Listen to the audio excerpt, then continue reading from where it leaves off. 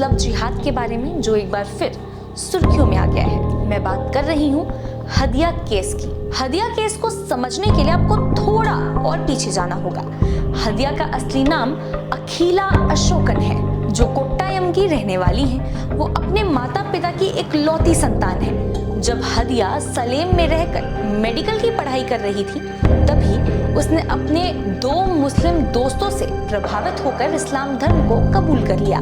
हदिया ने बताया था कि वो काफी सालों से इस्लाम धर्म का पालन कर रही थी, लेकिन उसने सितंबर 2015 से धर्मांतरण की कानूनी प्रक्रिया शुरू की थी। 31 सालों की हदिया ने इस्लाम कबूल करने के बाद शफीन जहान से शादी कर ली। जब पिता अशोकन को ये बात पता चली तो उन्होंने 2016 में केरल हाई कोर्ट में बंदी प्रत्यक्षीकरण याचिका दायर की। इसमें उसने शफीन पर अपनी बेटी को जबरदस्ती बंदी बनाकर रखने का आरोप लगाया। मामले पर सुनवाई हुई और फिर केरल हाई कोर्ट ने 25 मई 2017 को हदिया और शफीन की शादी को खारिज कर दिया। इस मामले को लेकर काफी बवाल भी मचा था। हाई कोर्ट का कहना था कि यह शादी सिर्फ और सिर्फ एक दिखावा है।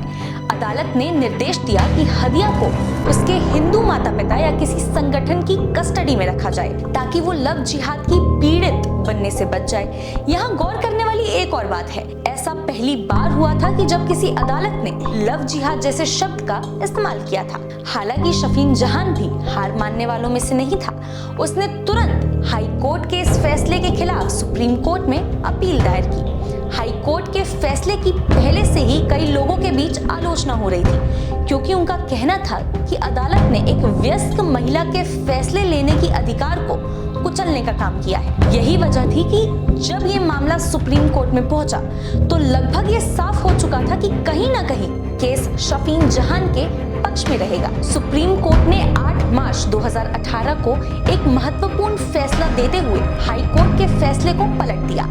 अदालत ने हदिया और शफीन जहान की शादी को बरकरार रखा। अदालत ने कहा कि वयस्क होने के नाते हदिया के पास अपने फैसले लेने का हक है। कोर्ट उसे अपने माता पिता के पास वापस जाने के लिए नहीं कह सकती।